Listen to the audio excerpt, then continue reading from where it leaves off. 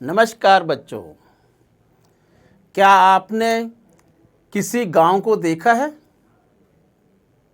या किसी गांव में जीवन व्यतीत किया है? बच्चों, जो खेती बाड़ी करता है उसे क्या कहते हैं? उसे किसान कहते हैं। किसान बीज की बुआई करता है, खाद डालता है और फसल पकने पर उसको काटता है। इस प्रक्रिया को कृषि कहते हैं। यही हमारा आज का पाठ है। कक्षा 8 सामाजिक विज्ञान की पुस्तक संसाधन एवं विकास का पाठ 4 कृषि। आइए इस पाठ को एक कहानी से शुरू करते हैं। गुरप्रीत, मधु और टीना एक गांव से गुजर रहे थे। वहां उन लोगों ने एक किसान को खेत की जुताई करते हुए देखा। किसान ने उन लोगों से कहा कि वह गेहूं की बुआई करने जा रहा है।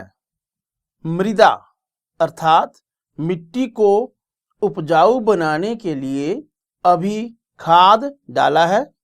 उसने बच्चों से कहा कि गेहूं मंडी में अच्छी कीमत पर बिकेगा, जहां से उसे आटे में परिवर्तित करके कारखानों में डबल रोटी यानी ब्रेड और बिस्कुट बनाने के लिए ले जाया जाएगा। बच्चों, इस छोटी सी कहानी से हमने समझा कि जो आटा, ब्रेड या बिस्कुट हमारे घरों तक पहुंचते हैं, जिसका हम हर रोज इस्तेमाल करते हैं, वह कितनी लंबी प्रक्रिया से गुजरती है। पहले किसान बीज लगाता है, फिर खेती तैयार होती है, फिर कटाई के बाद गेहूं को पौधों से अलग किया जाता है, फिर गेहूं मंडी तक पहुंचती है, वहां से आटा पीसने वाली मशीन तक और उसके बाद दुकानदार से आटा हमारे घरों तक पहुंचता है। इस इतने लंबे क्रम में सबसे महत्वपूर्ण कौन था? कौन है जो बीज ना लगाए तो अनाज की उपज कहां से होगी? कौन है जो इस सारी प्रक्रिया में कड़ी का काम करता है? बच्चों, वो है किसान। तभी भारत को कृषि प्रधान देश कहा गया है। लगभग 70% भारतीय लोग किसान हैं। भारत एक कृषि प्रधान देश है। इसका प्रमाण यह है कि दुनिया भर में भारत चावल उत्पादन में दूसरे नंबर पर है। फल और सब्जियों के उत्पादन में भारत का स्थान दुनिया में दूसरा है। भारत में कृषि के महत्व के बहुत से कारण हैं, जैसे अनेक उद्योगों को कच्चा माल मिलता है। सूती वस्त्र, पटसन, चीनी आदि उद्योग कृषि पर ही निर्भर है। भारत के क्षेत्रफल का लगभग 51% भाग कृषि के लिए ही उपयोग होता है। हमारे देश की राष्ट्रीय आय का लगभग 1/3 भाग तो सिर्फ कृषि से ही आता है। बच्चों, आज के पाठ कृषि में हम जानेंगे कि कैसे एक किसान फसल को तैयार करता है, कैसे इनपुट्स को लेता है, उसे प्रोसेस करता है और फिर उत्पादन देता है। सबसे पहले इस शब्द एग्रीकल्चर का अर्थ जान लेते हैं। एग्री शब्द लैटिन से लिया गया है जिसका अर्थ है मृदा यानी मिट्टी। कल्चर का अर्थ है कृषि करना। पौधे से परिष्कृत उत्पाद तक के रूपांतरण में 3 प्रकार की आर्थिक क्रियाएं सम्मिलित हैं। नंबर 1 प्राथमिक क्रियाएं, नंबर 2 द्वितीयक क्रियाएं, नंबर 3 तृतीयक क्रियाएं।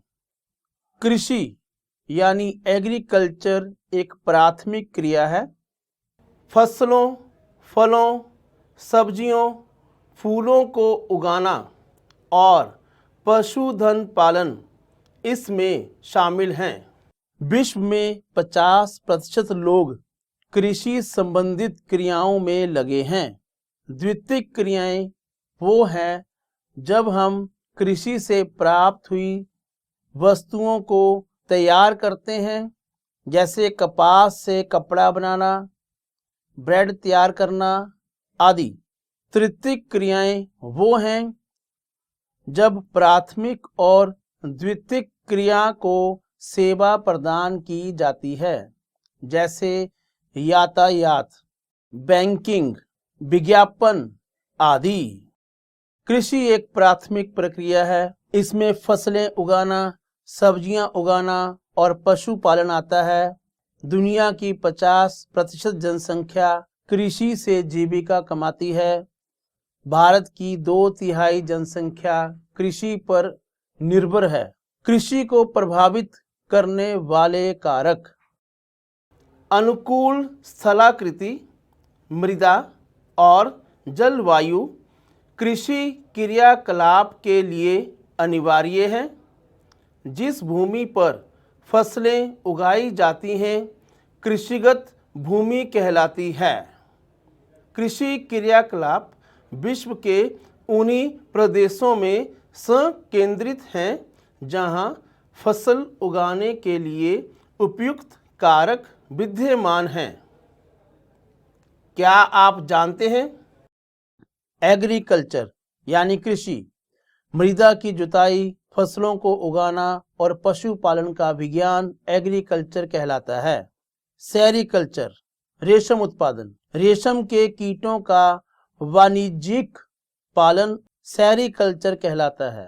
पिसीकल्चर मत्स्य पालन, विशेष रूप से निर्मित तालाबों और पोखरों में मछलियों को पाला जाता है, इसे पिसीकल्चर कहा जाता है। विटीकल्चर यानी अंगूर की खेती, अंगूर की खेती बड़े पैमाने पर करना विटीकल्चर कहलाता है। हॉर्टिकल्चर व्यापार के लिए सब्जियों, फूलों और फलों को उगाना हॉर्टिकल्चर कहलाता है। कृषि में 2 तरह के निवेश होते हैं: फिजिकल इनपुट्स अर्थात भौतिक निवेश, ह्यूमन अर्थात मानवीय निवेश। भौतिक निवेश सूर्य प्रकाश, वर्षा, तापमान, मृदा और ढाल, यह इनपुट अर्थात निवेश प्रकृति द्वारा दी जाती है। मानवीय निवेश रसायन, मशीनरी, श्रम, भंडारण, किसान, यह सब कार्य करता है। अब हम कृषि के प्रकार अर्थात टाइप्स ऑफ फार्मिंग की चर्चा करेंगे। संसार में कृषि भिन्न भिन्न तरीकों से की जाती है। भौगोलिक दशाओं, उत्पाद की मांग, श्रम और प्रौद्योगिकी के स्तर के आधार पर कृषि को 2 मुख्य प्रकारों में बांटा जा सकता है: निर्वाह कृषि यानी सबसिस्टेंस फार्मिंग, वाणिज्यिक कृषि अर्थात कमर्शियल फार्मिंग। निर्वाह कृषि गहन कृषि, आदिम कृषि, स्थानांतरी कृषि, जलवासी पशुचारण। वाणिज्यिक कृषि अनाज कृषि, मिश्रित कृषि, रोपण कृषि। निर्वाह कृषि इस प्रकार की कृषि कृषक परिवार की आवश्यकताओं को पूरा करने के लिए की जाती है। इसमें केवल एक परिवार ही श्रम कर उतना ही उपज प्राप्त कर पाता है कि केवल उनकी अपनी जरूरतें पूरी हो जाए। इसे आगे फिर दो तरह से किया जाता है, गहन तथा आदिम। गहन निर्वाह कृषि, इसमें किसान एक छोटे धरती के भाग पर साधारण औजारों और अधिक श्रम से खेती करता है। वर्ष में एक से अधिक फसलें उगाई जाती है। अधिक जनसंख्या वाले क्षेत्रों में ऐसी कृषि प्रचलित है। गहन निर्वाह कृषि दक्षिण पूर्वी और पूर्वी एशिया के सघन जनसंख्या वाले मानसूनी प्रदेशों में प्रचलित है। आदिम कृषि, आदिम कृषि दो प्रकार की होती है, स्थानांतरी, चलवासी पशुचारण। स्थानांतरी अमेज़न बेसिन के सघन वन क्षेत्रों, उष्णकटिबंधीय अफ्रीका, दक्षिण पूर्व एशिया और उत्तर पूर्वी भारत के लोगों में प्रचलित है। इन क्षेत्रों में भारी वर्षा होती है, जिससे वनस्पति तेजी से बढ़ती है। वृक्षों को काटकर तथा जलाकर खेती के लिए जमीन को तैयार किया जाता है। मक्का, रतालू तथा आलू जैसी फसलों को उगाया जाता है। भूमि की उर्वरता की समाप्ति के बाद वह भूमि छोड़ दी जाती है और किसान नई जगह पर चला जाता है। स्थानांतरी कृषि को कर्तन व दहन कृषि के रूप में भी जाना जाता है। चलवासी पशुचारण, चलवासी पशुचारण सहारा के अर्ध शुष्क और शुष्क प्रदेशों में, मध्य एशिया और भारत के कुछ भागों जैसे राजस्थान तथा जम्मू और कश्मीर में प्रचलित है। इस प्रकार की कृषि में पशुचारक अपने पशुओं के साथ चारे और पानी के लिए एक स्थान से दूसरे स्थान पर घूमते हैं। भेड़, ऊंट, याक तथा बकरियां आदि पशुओं को पालते हैं। यह पशु इन्हें दूध, मीट, ऊन देते हैं। इन्हें बेचकर वह अपना निर्वाह करते हैं। वाणिज्यिक कृषि, मार्केट में बेचने के लिए फसलें उगाई जाती हैं। पशु बेचने के लिए पाले जाते हैं। बहुत पूंजी का प्रयोग किया जाता है। सारा काम मशीनों द्वारा किया जाता है। वाणिज्यिक कृषि में अनाज कृषि, मिश्रित कृषि और रोपण कृषि शामिल है। वाणिज्यिक अनाज कृषि में फसलें व्यापार के उद्देश्य से उगाई जाती हैं। गेहूं और मक्का मुख्य फसलें हैं। उत्तर अमेरिका, यूरोप और एशिया के शीतोष्ण घास के मैदानों में अधिकतर खेती की जाती है। अधिक ठंड के कारण केवल एक ही फसल उगाई जाती है। मिश्रित कृषि, मिश्रित कृषि में भूमि का उपयोग भोजन व चारे की फसलें उगाने और पशुधन पालन के लिए किया जाता है। यह यूरोप, पूर्वी संयुक्त राज्य अमेरिका, अर्जेंटीना, दक्षिण पूर्वी ऑस्ट्रेलिया, न्यूजीलैंड और दक्षिण अफ्रीका में प्रचलित है। रोपण कृषि अर्थात प्लांटेशन एग्रीकल्चर। रोपण कृषि, यहाँ एक ही फसल बहुत बड़े पैमाने पर उगाई जाती है, जैसे चाय, कहवा, काजू, रबड़ अथवा कपास। रोपण कृषि के मुख्य क्षेत्र विश्व के उष्णकटिबंधीय प्रदेशों में पाए जाते हैं। मलेशिया में रबड़, ब्राजील में कहवा, भारत और श्रीलंका में चाय इसके कुछ उदाहरण हैं। उत्पाद को कारखानों में प्रोसेस किया जाता है। उदाहरण जैसे चाय की पत्तियों से चाय तैयार की जाती है। मुख्य फसलें। खेती तो किसान कर रहे हैं, लेकिन किन फसलों की खेती कर रहे हैं, क्यों कर रहे हैं, यह जानना आवश्यक है। आइए आगे यही समझते हैं। फसलें बहुत ही आवश्यक है।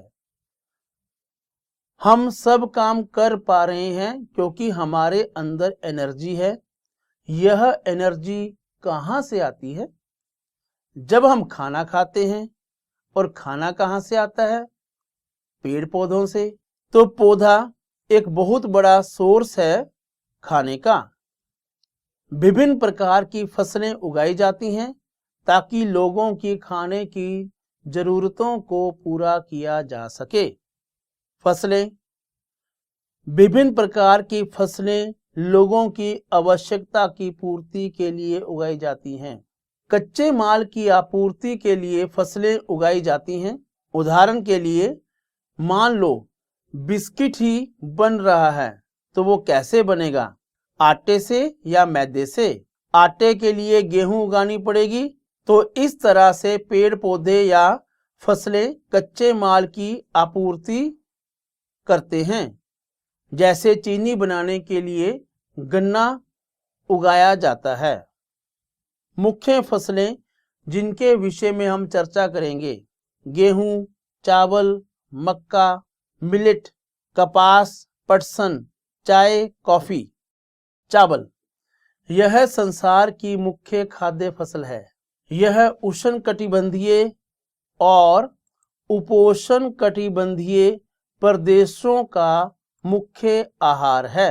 चावल के लिए उच्च तापमान, अधिक आर्द्रता एवं वर्षा की आवश्यकता होती है। चीन संसार में सबसे अधिक चावल का उत्पादन करता है।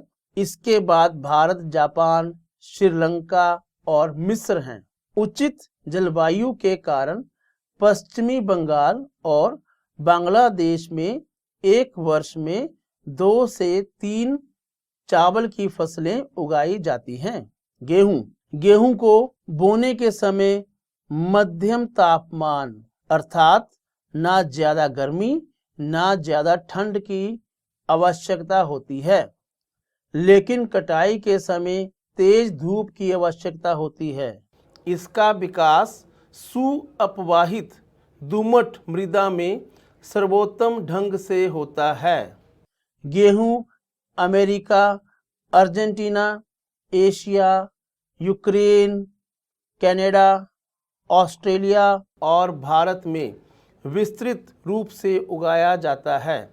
भारत में यह शीत ऋतु में उगाया जाता है। मिलेट ये मोटे अनाज के रूप में भी जानी जाती हैं। कम उपजाऊ मृदा में उगाई जाती है। मिलेट को कम वर्षा और उच्च से मध्यम तापमान तथा धूप की आवश्यकता होती है। ज्वार, बाजरा और रागी भारत में उगाए जाते हैं। मक्का इसके लिए मध्यम तापमान, वर्षा और धूप की अधिक आवश्यकता होती है। इसे सुअपवाहित उपजाऊ मृदा की आवश्यकता होती है। मक्का उत्तर अमेरिका, ब्राजील, चीन, रूस, कनाडा, भारत और मैक्सिको में उगाई जाती है। कपास इसे फाइबर क्रॉप भी कहते हैं। एक ऐसी खेती जिससे धागा बनाया जाता है और धागे से फिर कपड़ा बनाया जाता है। कपास उगाने के लिए अधिक तापमान, हल्की वर्षा की आवश्यकता होती है। कपास को 200 से 210 दिन तक पाला रहित दिन और तेज चमकीली धूप की आवश्यकता होती है। यह काली और जलोढ़ मृदा में सर्वोत्तम उगती है। चीन, संयुक्त राज्य अमेरिका, भारत, पाकिस्तान, ब्राजील और मिस्र कपास के अग्रणी उत्पादक हैं।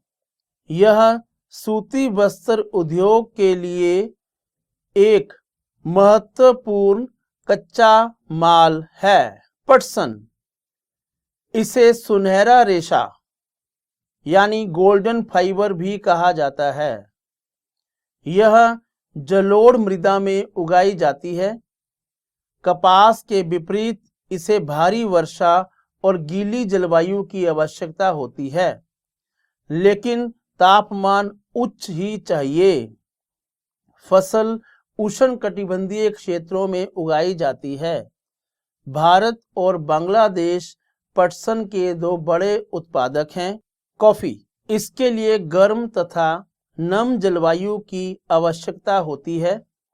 इसकी खेती अधिकतर ढलान वाले क्षेत्रों में की जाती है, क्योंकि कॉफी की खेती के लिए गीली मिट्टी चाहिए, लेकिन खड़ा पानी नहीं चाहिए। इसलिए पर्वतीय ढलान वाले क्षेत्रों में इसकी खेती की जाती है। ब्राजील में सबसे अधिक कॉफी उगाई जाती है। इसके पश्चात कोलंबिया और भारत है। चाय, बागानों में उगाए जाने वाली एक पेय फसल है। इसकी पत्तियों की वृद्धि के लिए ठंडी जलवायु और वर्ष भर समवितरित अर्थात थोड़े थोड़े समय बाद वर्षा की आवश्यकता होती है। इसके लिए लूमी सॉइल और कम ढलान की आवश्यकता होती है। पत्तियों को इकट्ठा करने के लिए बहुत सारे मजदूरों की आवश्यकता होती है। कीनिया, भारत, श्रीलंका, चीन में अच्छी किस्म की चाय उगाई जाती है। बच्चों, हमारा अगला टॉपिक है कृषि का विकास। सबसे महत्वपूर्ण प्रश्न यह है कि कृषि का विकास होता क्या है। बढ़ती जनसंख्या की बढ़ती मांग को पूरा करने के लिए कृषि के उत्पादन को बढ़ाने के लिए किए गए प्रयासों को कृषि विकास या एग्रीकल्चरल डेवलपमेंट कहा जाता है। यह कई तरीकों से प्राप्त किया जा सकता है, जैसे बोए गए क्षेत्र में विस्तार करके, बोई जाने वाली फसलों की संख्या बढ़ाकर, सिंचाई सुविधाएं और अच्छे बीजों का प्रयोग करके। बड़े क्षेत्र में मशीनों द्वारा खेती करना भी कृषि विकास का एक हिस्सा है। कृषि का मुख्य उद्देश्य खाद्य सुरक्षा को बढ़ाना है। कृषि का विकास संसार में अलग अलग ढंग से हुआ है। अधिक जनसंख्या वाले विकासशील देश अधिकतर गहन कृषि करते हैं। वहीं बड़े क्षेत्रों में खेती व्यापार की दृष्टि को ध्यान में रखकर की जाती है, जैसे अमेरिका, कनाडा और ऑस्ट्रेलिया। बच्चों, अब हम दो फार्मों, एक भारत और दूसरे संयुक्त राज्य अमेरिका के वस्तुस्थिति अध्ययनों की सहायता से विकासशील और विकसित देशों की कृषि के विषय में जानेंगे। भारत का एक फार्म। एक विकासशील देश में किसान की स्थिति का वर्णन है। मुन्ना लाल आदिलाबाद गांव का रहने वाला है, जिसके पास 1.5 हेक्टेयर का छोटा फार्म है। साल में 2 फसलें उगाता है। वह कृषि संबंधी सलाह मित्रों, घर के बड़े या सरकारी कृषि अधिकारियों से लेता है। खेती के लिए ट्रैक्टर किराए पर लेता है। पानी के लिए नलकूप की व्यवस्था है, जिसके लिए किराया देकर वह खेत की सिंचाई करता है। उसके पास 2 भैंस तथा कुछ मुर्गियां भी हैं। पास के शहर में एक सहकारी भंडार में दूध बेचता है। कभी कभी कृषि के लिए बैंक से ऋण भी लेता है। उसका परिवार उसके काम में पूरा सहयोग देता है, लेकिन भंडारण की सुविधा ना होने के कारण उसे फसल कम दामों पर बेचनी पड़ती है। इसके लिए सरकार ने कुछ सुधार कार्य किए हैं। अब हम अमेरिका के एक फार्म के विषय में चर्चा करेंगे। संयुक्त राज्य अमेरिका का एक फार्म। वहां बड़ा फार्म साइज है। किसान अधिकतर खेतों में ही रहते हैं। सामान्यतः मक्का, सोयाबीन, गेहूं और चुकंदर की खेती की जाती है। आधुनिक कृषि की जाती है। उदाहरण के लिए मक्का की फसल तभी बोई जाती है जब यह निश्चित हो जाए कि मृदा में उर्वरक उचित मात्रा में है। मिट्टी का नमूना प्रयोगशाला में भेजा जाता है। पोषण जांच किए जाते हैं और जिस भी न्यूट्रिएंट अर्थात पोषण की कमी होती है उसी से संबंधित उर्वरक डाले जाते हैं। यूएसए में सारा काम मशीनों द्वारा होता है, यहाँ तक कि उसका कंप्यूटर उपग्रह से जुड़ा हुआ है, जिससे उसे अपने खेत की जानकारी मिलती रहती है। अनाज भंडारण की सुविधा भी खेत में ही है। अमेरिका में किसान एक व्यवसायी की तरह काम करता है, ना कि एक खेतीहर किसान की तरह। बच्चों, आज हमने कृषि के बारे में चर्चा की, कृषि के अर्थ को जाना, कृषि के विभिन्न प्रकार के बारे में ज्ञान प्राप्त किया, मुख्य फसलों जैसे गेहूँ, चावल, कपास, पटसन, चाय, कॉफ़ी आदि के बारे में चर्चा की। भारत और अमेरिका अर्थात यूएसए में कृषि के ढंग और फार्मों के बारे में अध्ययन किया। अभ्यास कार्य: रिक्त स्थान भरें। फसलों, फलों, सब्जियों, फूलों को उगाना और पशुपालन संबंधी सभी क्रियाएं रिक्त स्थान कहलाती हैं। कृषि: कृषि को प्रभावित करने वाले कारक रिक्त स्थान और रिक्त स्थान हैं। अनुकूल स्थलाकृति, मृदा, जलवायु, वृक्षों को काटकर और जलाकर भूखंड साफ कर कृषि करना रिक्त स्थान कृषि कहलाती है। स्थानांतरी कृषि, रोपण कृषि रिक्त स्थान कृषि का एक प्रकार है। वाणिज्यिक कृषि। सही उत्तर चुनकर उत्तर दीजिए। उद्यान कृषि का अर्थ है गेहूं उगाना। आदिम कृषि, फलों व सब्जियों को उगाना। उत्तर है ग, फलों व सब्जियों को उगाना। सुनहरा रेशा से अभिप्राय है चाय, कपास, पटसन। उत्तर है ग, पटसन। कॉफी का प्रमुख उत्पादक है ब्राजील, भारत, रूस। उत्तर है क, ब्राजील। इन क्रियाओं के अंतर्गत उन सभी क्रियाओं को शामिल किया जाता है जिनका संबंध प्राकृतिक संसाधनों के उत्पादन से होता है। द्वितीय क्रियाएं, प्राथमिक क्रियाएं, तृतीय क्रियाएं। उत्तर है ख, प्राथमिक क्रियाएं। केवल कृषक परिवार की आवश्यकताओं को पूरा करने के लिए की जाने वाली कृषि गहन कृषि, रोपण कृषि, निर्वाह कृषि। उत्तर है ग, निर्वाह कृषि। बच्चों, आशा करता हूँ कि आपको यह पाठ अच्छी तरह समझ में आया होगा।